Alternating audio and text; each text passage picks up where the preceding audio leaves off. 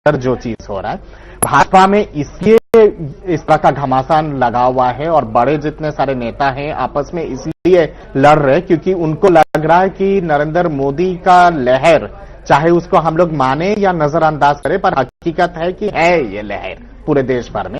उस लहर में किस हिसाब से और किस मात्रा से और किस परिपक्ष में जीत हो और कितने बड़े पैमाने पे जीत हो, वो चीज मुख्य कारण है जिसके चलते इतना ज्यादा घमासान बड़े नेताओं के बीच में लगा हुआ है। लेकिन डॉक्टर दत्ता, एक महत्वपूर्ण बात यहां पर यह है कि जिस प्रकार से कहते हैं कि बड़े लहर है, ठीक है, लेकिन जो दिग्गज नेता है, बड़ा व्यक्तित्व है, वो अपनी सीट के लिए क्यों इतना घबराया हुआ है? वो उस पर आश्वस्त क्यों नहीं है कि जीत जाएगा? मैं आपको कई उदाहरण दे सकता हूं, जैसे कि दिल्ली में डॉक्टर हर्षवर्धन मुख्यमंत्री पद के उम्मीदवार, वो अब जहां से चुनाव लड़ते हैं लेकिन उनका प्रभाव इतना नहीं कि अपने आसपास की भी 4 सीट जिता पाए, और वो मुख्यमंत्री पद के दावेदार हैं, वो स्टेट सीट चाहते हैं। तो ऐसी स्थिति सभी जगह है। आपको लगता नहीं कि जो ये स्थिति है उन नेताओं में जो जमीन से नहीं जुड़े हुए हैं, उनको पार्टी के इसलिए लेके चलना चाहती क्योंकि वरिष्ठ है, या फिर लगता यह है कि ये एक इस समय वो ये सोच रहे हैं कोई भी सीट मिले जिससे संसद तक पहुंच जाए? नहीं, मैं समझता हूं कि एक तो है कि हमारे देश में ये एक अजीब तरह का विडंबना है। वरिष्ठ है तो सारी चीजें मानने पड़ेगा, बाध्यनीय है। ये कांग्रेस में भी ये परंपरा है, भाजपा में भी ये परंपरा है।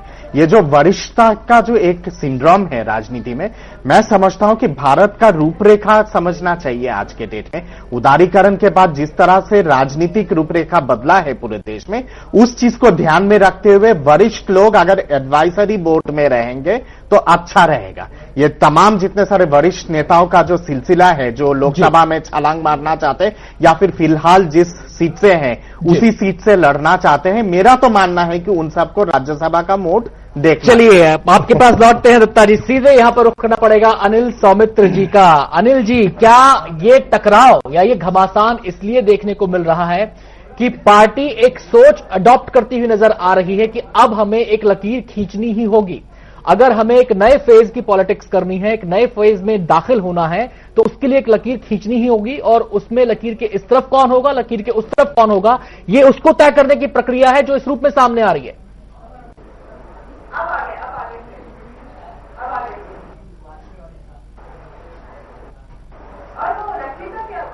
देखिए अनिल जी, सबसे पहली बात तो भारतीय जनता पार्टी के जो पूरी प्रोसेस है, चाहे वो टिकट निर्धारण का हो, चाहे चुनाव क्षेत्र के निर्धारण का हो, या पूरा जो कैंपेन है चुनाव को लेकर, उसको किसी प्रकार का घमासान या संघर्ष या विद्रोह या लड़ाई, ये अनिल जी, मैं सोच की बात कर रहा हूं कि पार्टी एक सोच के ट्रांजिशन से गुजर रही है। मैं यहां पर सोच की बात कर रहा हूं कि अब पार्टी एक सोच के ट्रांजिशन फेज में है कि अब हमें यहां से चीजों को आगे लेके जाना है। उसके लिए रणनीति क्या होगी, उसके लिए नया चेहरा क्या होगा, उसके लिए नई रूपरेखा क्या होगी, क्या पार्टी सोच के उस बिंदु पर खड़ी है? मैं यहां पर वो बात कर रहा हूं। घमासान चलिए हटा भी दीजिए आप, मैं सोच के बिंदु की बात कर रहा हूं।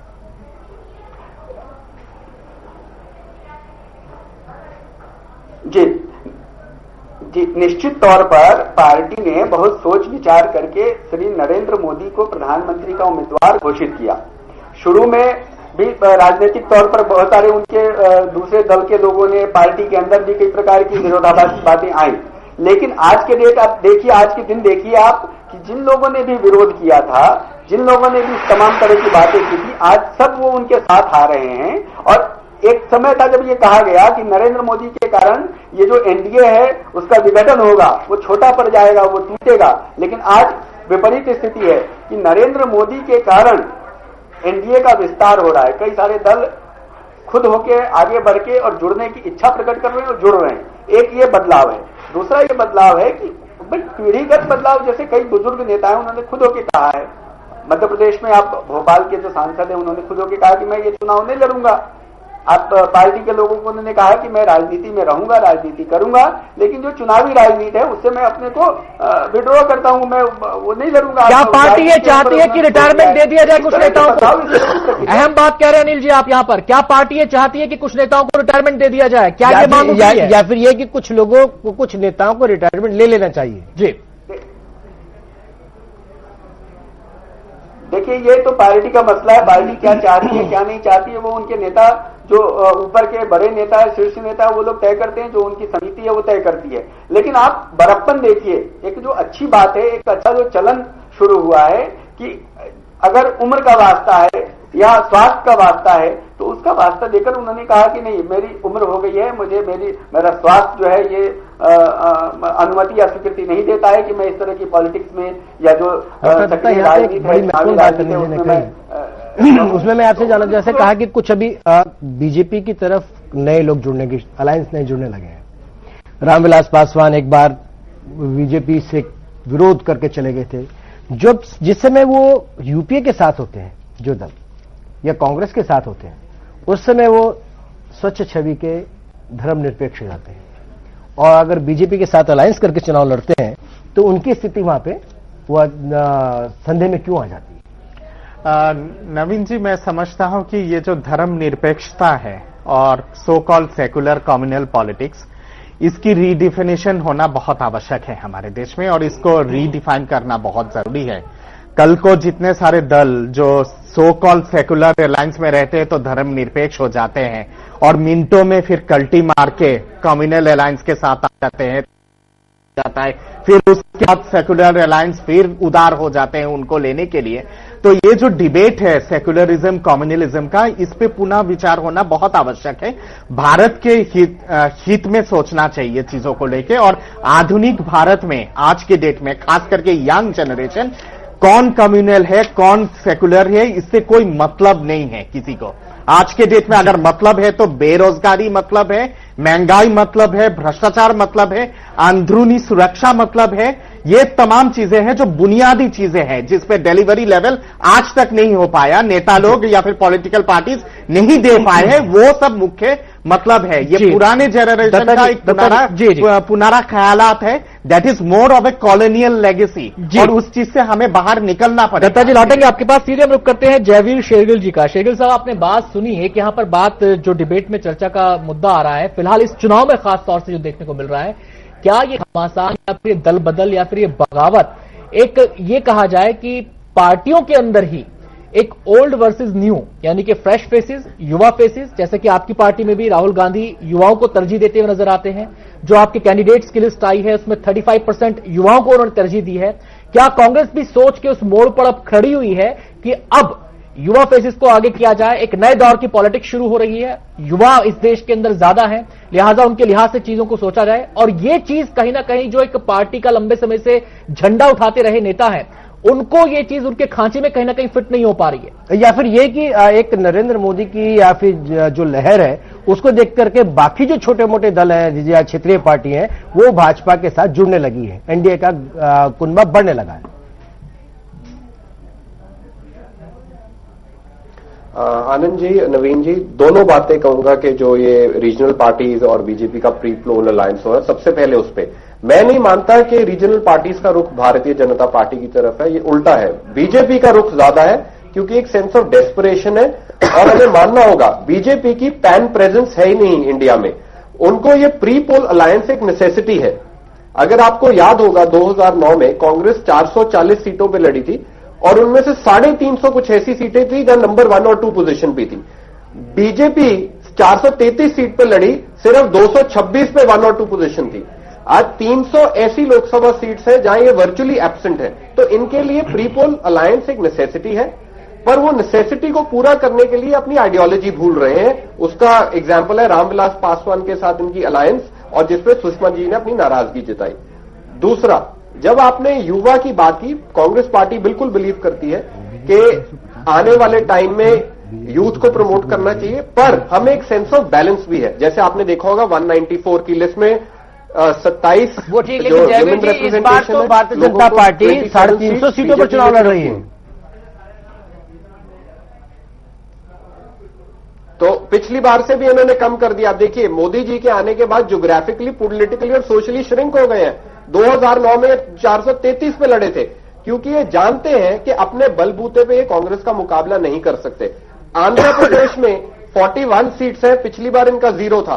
Waste Bengal 42 0, Odisha 21 0, north eastern seats मैं 11 स्टेट से असम को छोड़ के 11 लोकसभा शेरगिल साहब उपचुनाव के नतीजे मत भूलिए, हालिया घटना वो है और 2012 में जो उपचुनाव हुए थे, जिस आंध्र प्रदेश से आप ताल ठोककर छाती ठोककर 33 सीट लेकर आए थे, वहां पर उपचुनाव में बुरी गत हुई थी कांग्रेस की। इस बात को आप नकार नहीं सकते। और रेड्डी फैक्टर भी काम करने वाला है इस बार। देखिए आनंद जी, मैं किसी फैक्ट्स एंड फिगर्स से भाग नहीं रहा हूं। बिल्कुल जो 2012 के रिजल्ट थे या अभी भी चुनाव हुए, हमने उससे कुछ सीखा ही है। मैं केवल इतना कह रहा हूं कि जो प्री पोल अलायंसेस की ईगरनेस है, ये बीजेपी में ज्यादा है, इनकी नेसेसिटी है। ये जो इनका भ्रम है 272 प्लस का, ये शेरगिल साहब अनिल जी से सीधे अनिल जी के पास चलना चाहिए। और अनिल, सुमित्रा जी आपसे जानना चाहते हैं, क्या आपको लगता है जिस प्रकार से अभी शेरगिल जी ने कहा कि बीजेपी सिमट रही है और नरेंद्र मोदी के आने के बाद जहां की उनको अधिक चुनाव लड़ना चाहिए था इंडिपेंडेंटली बीजेपी को, उससे कम होती जा रही है?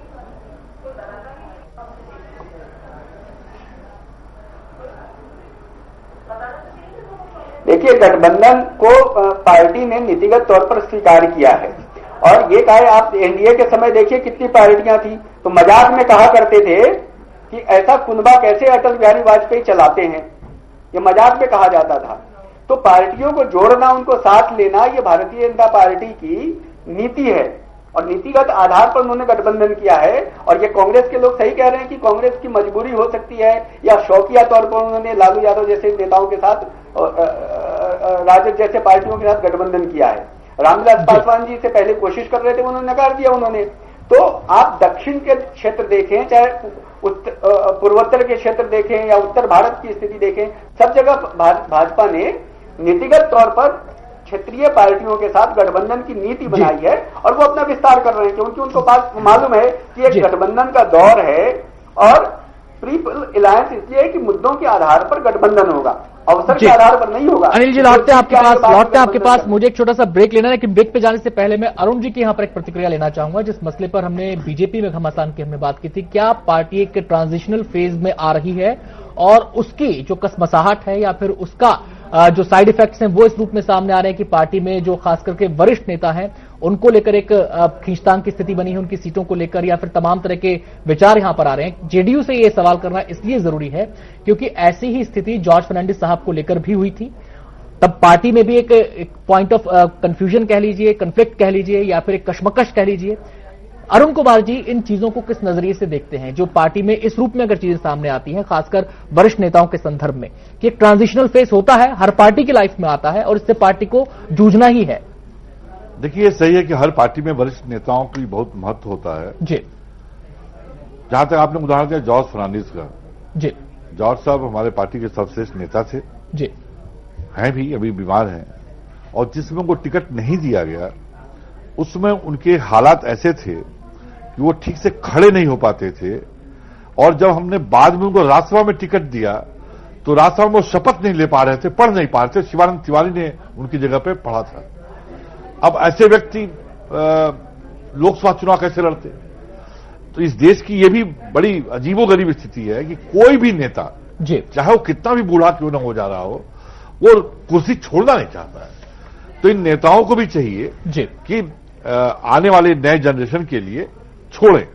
लेकिन अरुण जी अभी तो चुनाव से पहले का घमासान है, सीटों को लेकर के घमासान है, लेकिन आप जिस थर्ड फ्रंट को अभी जो बनाया है, जिसमें नीतीश कुमार जी भी है, उसमें घमासान और अधिक बढ़ने वाला है, क्योंकि बहुत सारे प्रधानमंत्री, आपसे इस विषय में जरूर राय लेंगे, लेकिन एक छोटे से ब्रेक छोटे से ब्रेक के बाद जी।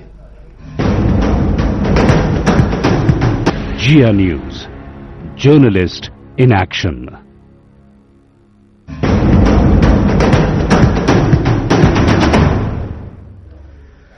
ब्रेक के बाद आपका स्वागत है। जनता मांगे जवाब में आज चर्चा हो रही है सियासी पार्टियों में जो घमासान मचा हुआ है। कोई नेता इधर जा रहा है, कोई उधर जा रहा है, नए नए अलायंसेस बन रहे हैं और हम समझने की कोशिश ये कर रहे हैं कि इस सियासी बिसात में आखिर ये घमासान, ये उठापटक क्यों है। चर्चा लगातार हम अपने खास मेहमानों से कर रहे हैं, इस चर्चा को आगे बढ़ाएंगे, लेकिन पहले एक छोटी सी रिपोर्ट आपको और दिखाएंगे। तो सियासी रण की बिसात बिक चुकी है, लेकिन इस महाभारत में नेताओं के पाला बदलने का सिलसिला लगातार जारी है। दल बदल की राजनीति से कांग्रेस भी परेशान है, बीजेपी भी। हां, फर्क सिर्फ इतना है कि कांग्रेस का कुनबा जहां कम हो रहा है, वहीं बीजेपी के कुनबे में इजाफा हो रहा है। ये हालात सिर्फ कांग्रेस और बीजेपी के ही नहीं है, बागी नेताओं से दूसरे दल भी परेशान है। बीच गई चुनावी बिसात, सियासी महाभारत में पाला बदलते नेता, टिकट बंटवारे पर हाय तौबा करते सियासतदान। बदलते मौसम की तरह सियासत का मिजाज बदल रहा है। सियासत के चढ़ते पारे के साथ पाला बदलने का चलन बढ़ गया है।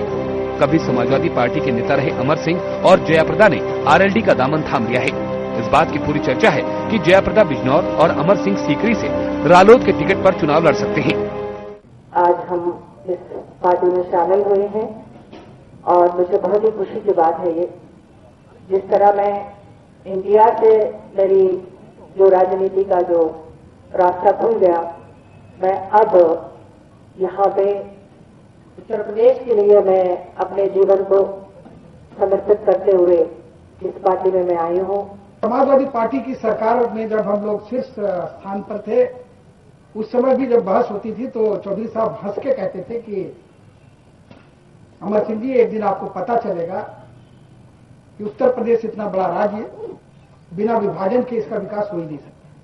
पूरब में मैं अकेला पड़ गया था, सारी मेहनत मेरी बेकार पड़ गई थी। आज पूरब में अगर चौधरी साहब का सानिध्य और आशीर्वाद और संरक्षण मुझे मिला तो हम पूरब में कारगर हो सकते हैं। दूसरी तरफ 2 दिन पहले आरजेडी छोड़ने वाले रामकृपाल यादव के भी बीजेपी में शामिल होने की तैयारियां चल रही हैं। यानी मंगलवार को रामकृपाल यादव के औपचारिक तौर पर बीजेपी में शामिल होने का ऐलान हो सकता है। रामकृपाल ने पार्टी पुत्र से उम्मीदवारी न मिलने से खफा होकर आरजेडी से किनारा किया था। रामकृपाल यादव के बाद गुलाम गौस ने भी रविवार को आरजेडी छोड़ दी। गुलाम गौस जेडीयू में शामिल हो गए हैं। दल बदल के चलन में कांग्रेस को भी कई बड़े झटके लगे हैं। 3 दिन पहले कांग्रेस के दिग्गज नेता जगदम्बिका पाल ने कांग्रेस को बाय बाय कह दिया। जगदम्बिका पाल के कांग्रेस में शामिल होने की चर्चा जोरों पर है। जगदम्बिका पाल के बाद कांग्रेस को मध्य प्रदेश में भी झटका लगा है। मध्य प्रदेश के कद्दावर नेता भगीरथ प्रसाद बीजेपी में शामिल हो गए हैं। राहुल गांधी, सोनिया गांधी का जमीनी स्तर पर असर नहीं है, संवादहीनता भी है, तो इससे कार्यकर्ताओं में उत्साह नहीं आता है। जो योग्य उम्मीदवार हैं, कुछ करना चाहते हैं,